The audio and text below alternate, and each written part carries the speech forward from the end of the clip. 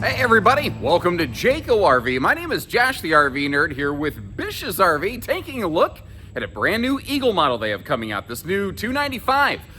It is very much in the realm of, say, like a 25 RDS Cougar, but in typical Jayco doing Jayco things format, they always say, like, anything you can do, I can do better. And everything tends to be a little bit bigger and a little bit more exaggerated, a little bit more stretched out, which is nice because it means more countertop space, more storage, more headroom. You've got combo washer dryer prepped closet up in the bedroom. And the thing is, a lot of models that have washer dryer prep, like in travel trailers, if you exercise that, you destroy all of your possible closet space. They actually brought back a like bedroom hallway kind of wardrobe slide on this one, like straight back from like 2013, that complements this floor plan very, very well, because if you do just want maximum storage, you've got like full fifth wheel bedroom slide storage in this thing. But if you do put in a washer dryer, you're not losing all of your closet space. The thing with these is they're very different from most things. Like, they're much taller inside than the average trailer. These have a very heavy weather package on them. They also have better running gear than most travel trailers, with the same kind of suspension package that you would find on their big fifth wheels. And speaking of that, they have a lot of the same like leveling gear and engineering as their fifth wheels down here on a flat deck travel trailer. So if you're kind of looking for something in the realm of like a 260 RD Grand Design Reflection, but you don't want the gooseneck kind of function, if you want to be able to still access the bathroom in transit, this is something that might work for you. Now, the thing is, it's big enough, you're probably going to want a 3/4 ton pickup for something like this, but that's because it does things that a half-ton towable travel trailer typically can't do. But it's got some high points, it's got some low points, and I want to share the good, the bad, the ugly with everything in between with you. And if you like how we give you that fair approach, hit that subscribe button. Let's get in there, and let's get started. And it's kind of interesting because what I sort of respect about this floor plan is also the thing that I think might be problematic for some people. It's a push-pull kind of floor plan. You know, there's going to be different strokes for different folks. So one of the first things here is they are carpetless, including the slide floor. Jayco was one of the first manufacturers to make their slide floor, their main floor, matchy-match, which is a technical term. You may notice they're still using floor ducted heating. There's a lot of people who say, I can't believe they're still doing that. Well, they do it for a very good reason. It provides superior heating into the RV. But, you know, if you're not going to be super cold camping, if you don't care about that, if you're like, man, I'm only spring, summer, fall camping in a sandy area, well, it might not be the proper fit for you. I totally get it. I respect it.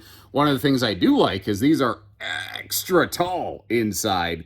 And like a normal RV is 6.5 foot tall. A little bit taller RV is 6'9". These are even bigger still. And they really utilize and they throw that weight around in a lot of areas. They're also one of the very few builders, especially in travel trailers, still using whisper ducted air conditioning. There's a lot of manufacturers that have switched to an air conditioner, which from the air conditioner supplier is called their Whisper Quiet variety. And it is a little bit quieter than some of their more conventional air conditioners, but it's not the same as the quiet ducting air system that you have here in these Jaycos. Now, every manufacturer and their brother has been in different RVs with the air conditioners running, I've been in different RVs with the air conditioners running. Every manufacturer claims that their air conditioner is the quietest system out there. I will say, in my experience, this is one of the quietest that I've experienced. So that is something that I like. Now, this is a giant wraparound U-dinette on the backside of this thing here, but I really like where they place the household and USB outlets on that, like on those back sort of stands right there. Makes it for a perfect little like shelf to be able to set devices. Also, those can act like a little bit of a headboard when that is folded down into a sleeper. Now, you're going to see in a little bit, your windows in this have blackout roller shades. It is interesting to me that our primary entry door is shade prepped, but doesn't actually include a privacy shade. But the good news is that's actually very easy and inexpensive to apply. Now, I need your opinion on a couple things over here with the entertainment center and the countertop. First of all, it is a nice big smart TV. It is, straight across from the theater seat. That's one of the other things that I like about this. A lot of builders that I've seen make this floor plan will angle the TV over that way. And this one is just straight on boardwalk and Park Place right here. But With that taller ceiling, that TV sits up really high. Now, it's not impossible to get a TV bracket that swings down and drops down, but they didn't do that here. You do, however, though, especially when you sit down, have some decent window coverage. And when you sit down, it's also an easier opportunity to kind of notice where they have power outlets. And something I think is really interesting and kind of showing you where they are trying to go a little bit further in a lot of cases. Anywhere that you see a household outlet, there's like a USB plug in very close proximity. There are, pardon me, literally choked on thin air, which is impressive. But they're they're throwing a lot of copper, a lot of hookups in this thing. Now down here, they opted for max storage instead of a fireplace. Do you think that is the right call or the wrong call for you? And understand there's different builders doing it different ways, so this is the way they went with. The other thing here is some manufacturers will angle back the countertop really hard. Some manufacturers will square it off to give you storage, and I feel like they split the difference. And I think it works for me. I do like how it's all one flat level, but again, I'd like kind of your opinion on this. Like, would you rather have it totally squared off, or is that good enough? Does that work for you? I think that there's some potential there. Oh, sorry. I'm kind of swinging you around. I'm trying to go slow so I don't make you motion sick. The BM Pro command system over here is one of my personal favorite command systems. It does a ton of things. Like, it does more things than like, this is a whole separate video itself. But one of the things that I do like is how you have direct access to things like light switches, awnings, slides, all that stuff right there. I think that's really handy without having to go through the whole touch screen kind of panel. That's something that I like personally, but that's kind of just me.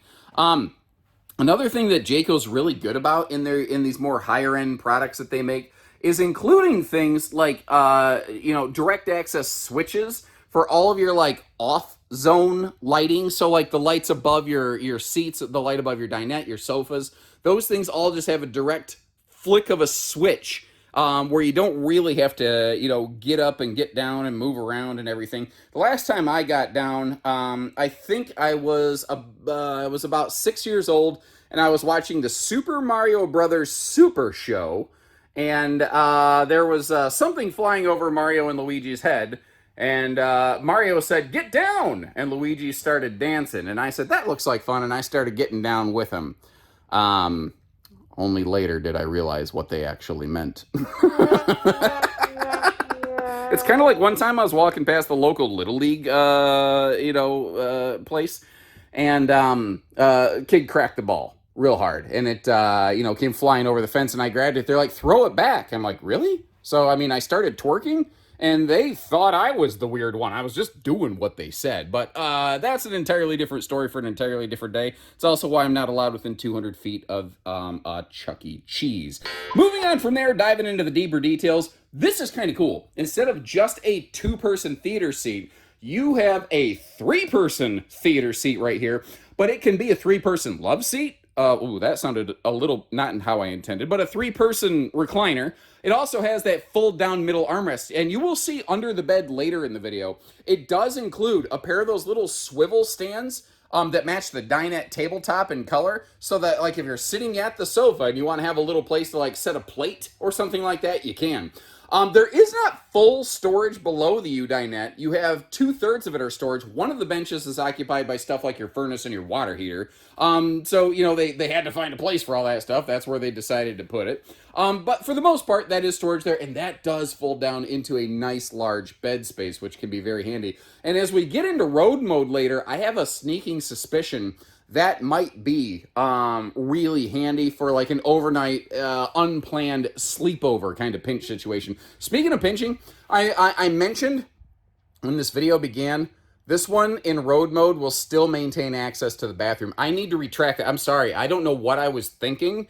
When this living room slide closes, we are going to lose access to the bedroom and bathroom. There's just no question about that. So apologies for misspeaking there. I've never claimed to be an authority. I've never claimed to get anything right every single time. I hope you appreciate that when I do make a mistake, I own up to it and the buck stops here. I do my best to kind of be reasonable about that. Now, over in the slide there, This is another one of those areas where you can see how they made this one a little bit bigger. There's 3 specific areas I've noticed they made this trailer a little bit longer than everybody else, but also giving us a little bit more space than everyone else. Actually, this really lines up nicely against a 296 Reflection, not a 25 RDS Cougar, now that I think about it. But anyway, some brands will give you a pantry or a fridge in the slide, and they gave us both. Some brands, a lot of brands will just give you the 2-seater theater seat. Well, they gave us the 3. So they made that longer, and they made the slide bigger over here, which means they had to make the opposite side of the RV a little bit bigger. What that means, though, is that you get that bigger microwave, you have more room for that larger oven that you're looking at down there, and you have more counter space. That also means that we are longer and heavier. Now, as we move forward here, this is a, some people love it, some people hate it kind of thing. They did not go with a walk-through middle bathroom like a lot of other builders. They went with a walk-around bathroom, and that stretches the RV out a little bit. But one of the benefits of it is that when somebody is using the bathroom, you don't cut the RV off. But I mentioned how this one has washer-dryer prep. If you notice over here on the left, they extended the bedroom closet slide over here into the hallway. And I think that's really, really critical, because if you do utilize that washer-dryer prep space in the bedroom, you're going to need more storage somewhere else. And a lot of RVs don't provide that. This one does. That could also work as your bathroom linen space in the event that you do decide to install washer-dryer. And if you don't, congratulations, you just have lots of extra storage. Now, I noticed the same thing in the kitchen that they did here in the bathroom.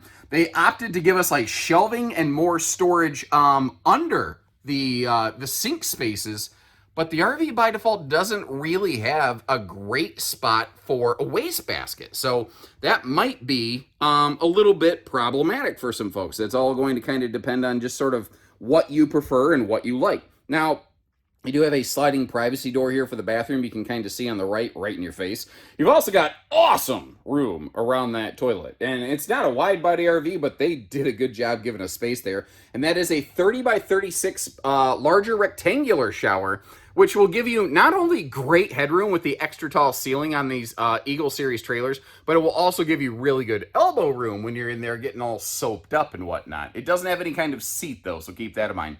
Now you're looking at that.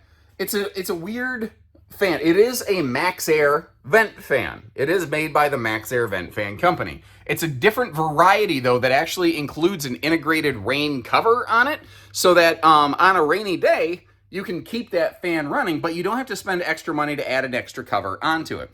So the longer sofa, adding the pantry and the slide, added length. The walk-around bathroom adds length to the RV. This is another area where they added a significant chunk of length. I'm not using a fisheye wide-angle lens. There is a massive amount of floor space here at the base of the bed. And they did that, I think, I don't have confirmation of this, but I suspect they did that so that if you're getting clothes up here in the bedroom, you actually have room to get dressed in the bedroom, which is something not a lot of RVs provide in a very good fashion. And in case you're curious, that is a 60 by 80 True Queen bed. It is interesting, though, Eagle has stopped offering a North-South King bed. What they have done, though, if you notice, both sides of the bed have some extra space around them. And the reason that they've done that is to allow you to apply a Olympic Queen bed, if you are so inclined. In case you're curious, Olympic Queen is a unconventional size of mattress, but it is kind of slowly growing in popularity in the RV industry. One of the reasons is, like, when you get what's called a king bed in the RV industry, it's not really a king bed, so it's hard to replace, it's hard to find sheets for.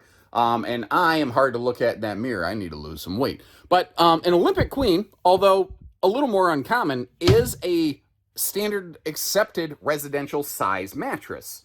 So it's a little trickier to find, but you can actually find more direct replacements, and you can find sheets that fit it more easily, which is nice. Eagle trailers, by the way, always 50 amp service. This one does have the second air conditioner option applied to it. And a cool thing with Eagles, they only use bigger air conditioners. So you've got 15,000 BTU airs all the way around. One by default and the second one as an option.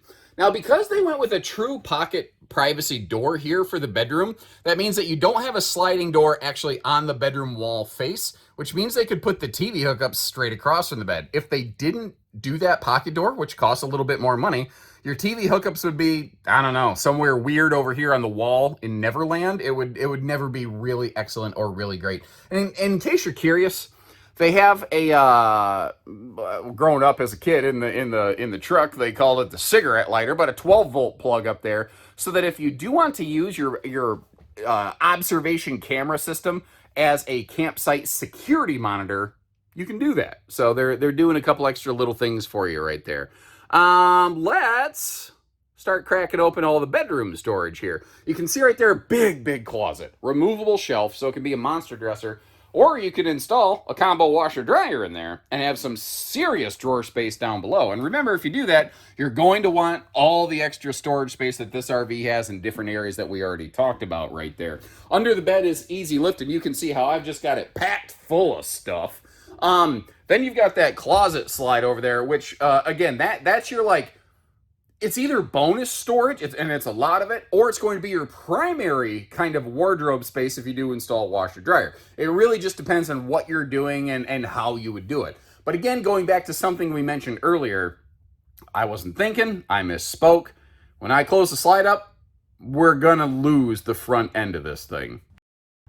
Which is basically what we're looking at right here. Now, a lot of builders who make this floor plan suffer from the same thing. It just is what it is. If that's a deal breaker for you, we've got other things that could work. What I like to do, though, and I haven't done so far, is let's check what we can still access. Now, that's not awesome, but I think I can reach in there enough, grab a can of pop or soda or Coke or Pepsi or soda pop or whatever you call it in your neck of the woods there.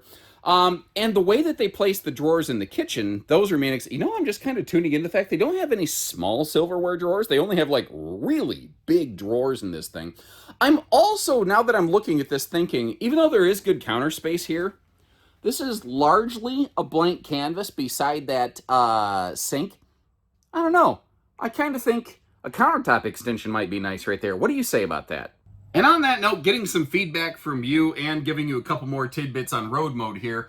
The door is right over here behind me. So the dinette is accessible. The kitchen is accessible. This is good for travel stops, but not travel stayovers. But if you want to use a travel potty stop, you're going to have to probably use some facilities or park in a place you can open the slide. So keep that in mind. What I'm getting at back here, sorry, squirrel, is if, let's say you get stuck in a traffic jam, and you're like exhausted and you just can't get there. If push absolutely comes to shove, you could fold that dinette down and sleep there. Don't get me wrong.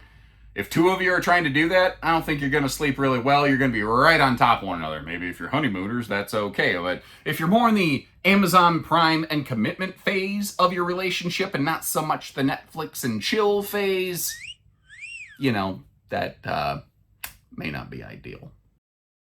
And if you watch a lot of my videos regularly, you know there's something that I really believe in, and that is that like every RV and every person's greatest asset is also their greatest liability. And if you take another look at the weights and measures there, you kind of see where this one's great assets, like the way that they extended the living, they extended the kitchen, like they made everything a little bit bigger, it's a little bit taller, has the heavier landing gear, all that stuff. That's really cool. But it also means that this one's probably pretty confidently knocked out of the realm of half-ton towability. I do think a 3/4 ton pickup is going to be the best recommendation for something like this. Now, if you're looking up here, it looks like they forgot the tongue jack, but they didn't. If you notice, they are literally using fifth wheel front leveling gear on this thing. So everything is just simple, easy push button operated. And actually, all the jacks on these are all power jacks, basically. You have power front leveling jacks, power rear stabilizers, and there's switches just inside the docking station there to help you, what do I want to say? Well, use those easily. Sorry. My brain, derp. Anyway. Up front there, you've got that very interesting front cargo tray that Eagle brought to market a few years ago. That can be used like if you want to mount a generator on the front of this thing. Again, that's kind of another fifth wheel feature they've brought here into travel trailers. And that's sort of what these Eagle trailers have become. They become flat deck fifth wheels in a very real way. I mean, even look at the nose cap. The nose cap looks like a fifth wheel on these things. You've got the heavy weather packages. They're all prepped and ready for slide awnings. They're also prepped and ready for a full observation camera suite, both a rear view camera and over the door security camera, as well as side view cameras. And in terms of ride and handling, I think that they're doing more here than almost any other travel trailer maker. So we've got the J Smart turn signal safety lighting. These lights will blink with your turn signals. Most RVs do not do that. You've also got Dexter Tow Assist, and very few trailers have anything like that. So if you're not familiar, Dexter Tow Assist is actually two things, and they're both really good. The first is that this RV is equipped with anti-lock brakes. Now, what's funny about that is semi-tractor trailers have been required to have anti-lock brakes since I think 1997. This is not like it's newfangled technology from New York City. It is time-tested, proven stuff. But it's never been required, really, in the world of towable RVs. It still isn't required, actually. Jayco's just going above and beyond here. Additionally, in addition to an anti-lock brake safety system, it also has anti-sway mitigation integrated right into it. So what that'll do is if the RV starts wiggling behind you, if it pivots, I believe more than 6 degrees off center axis, the RV will automatically tap brakes as it need to, very slightly, just to straighten the sucker back out. And the thing is, everything I just described, ABS, anti-sway, it does all that auto-magically. You don't have to think about it. So it is a bigger RV. It is more to tow, and that can be intimidating for folks. But I really, really respect how Jayco has put in the work to make it a more comfortable, simpler, easier towing experience. I think that is actually very, very cool what they've done there. You can see how you've got that large front storage cavity right there. There's also a battery disconnect located in that, but like way up high, away from shifting cargo, which is nice. Now there's all kinds of camera equipment back here. Jayco was kind enough to let me basically use their giant drive-in photo bay to record this footage today, but I don't want to move all their camera stuff. I think that would be rude. I do want to back up enough though so that you can see they put a serious power awning on the sucker. It's large enough it even has a center arm support just so that the awning tube doesn't like sag and get tired over time. What I will tell you, this is something that I've learned more recently here. When you are looking at an awning that has a center arm support, it is big enough that on a rainy day, you can tilt one arm to allow some water runoff, and that's fine. But if you tilt both arms thinking, oh, I'm going to get more water runoff, the actual result is that water will start to pool right behind the tube and stretch the awning fabric, and if you let it go long enough, it could actually become a problem. So if it's a super rainy day, best suggestion, put the awning away if it's really heavy rainy. You really don't want any awnings left out on a really heavy rainy day, but if you're going to leave it out, only drop one arm. Now what we're looking at here is a couple things. On the left, a hot cold outside utility shower. On the right is the J port, and it's basically a 2-inch receiver hitch built onto the side of this thing and attached straight to the chassis. There's an optional outside griddle package you can get with this. There is a griddle propane cooker hooker right down below that. And this I think is kind of cool. They included an outside fridge over here, but it's under that L-shaped portion of the kitchen counter. If you look, like that's where the sink is right inside. You can actually see the gooseneck stem of the sink sticking up right there. They put it in an area that you can't really use it from the inside. So they made it functional outside. Now, if you don't like the fridge, it is factory standard, but the thing is, it's just a couple brackets. It's just a power plug. It could be removed. Like there's nothing that says you have to keep that there. You know, that's totally up to you. Maybe you put it in your garage. I'm not sure. Goodyear Endurance radials with tire pressure monitoring. Also the MORryde CRE 3000 suspension system with wet bolt fasteners. Now, if you don't know what that means you can actually service and lubricate that system so that it stays working well and doesn't kind of wear down over time, because that's the thing. This is kind of an unusual critter. It's a big travel trailer, but it's one that is made to be mobile. It's made to be able to withstand those rigors of going down the road more than a lot of other trailers, you know, and help you do it safely with all the turn signal lighting and suspension and technology that they have packed into this. Also, one of my favorite features to talk about on any RV, below that U-dinette, you've got yourself the junk in the trunk storage system, which always makes me wonder, what you gonna do with all that junk? All that junk inside that trunk. You may have also noticed how everything has a magnet holdback, and you may have also noticed how I don't really do segue material. I'm I'm a little bit more abrupt. I don't do a whole lot of transitional kind of things. Now, our underbelly, I mentioned briefly, it says a good weather package. These are all 0 to 100 degree rated, tested, proven with slides open. That's something not every manufacturer does. Underbelly's enclosed, forced air heated, insulated, all those good things. There's also radiant barrier layering going through the belly, as well as the roof section there. Your roof is also plywood decked, as is the floor, so they're not using OSB roofing, which is very uncommon in the industry. And in our early floor plan in a flash, you saw the... Sorry about that, my thumb bumped the button, and I talked for I don't know how many more minutes before I realized, oh, it's not recording. I'm just that good.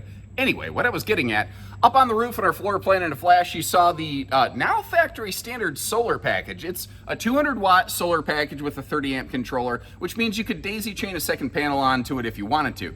They do offer an expanded solar package that will also include an inverter, because this RV does have inverter prepped outlets inside, which is, even if you're looking at the base form of it like this, you could still apply an inverter to it if you want some function of your power outlets, if you're going to be untethered for a little bit, you know.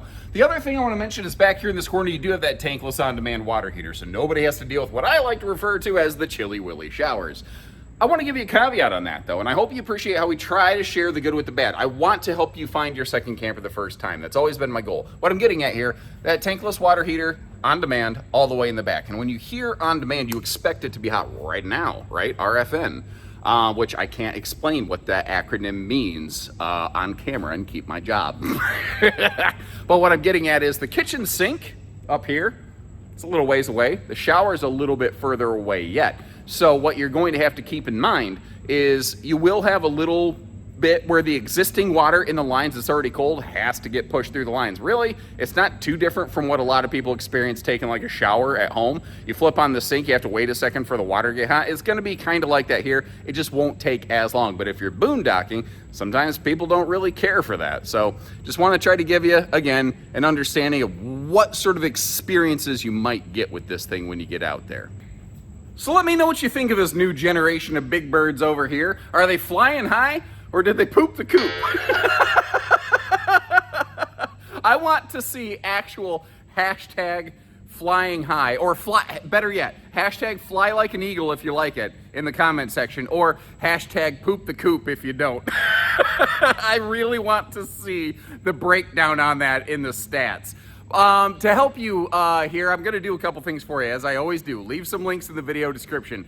You can check for pricing and availability on our website. Anything we have actively in stock will be right there, but also I will leave you some links to similar floor plans. Both, like if you want this a little bit smaller in a travel trailer, I got it. If you want it up in a fifth wheel, I got that too. This is a tweener, and it sort of blends the half-ton towable travel trailer with the 3/4-ton towable fifth wheel versions of this floor plan into one thing.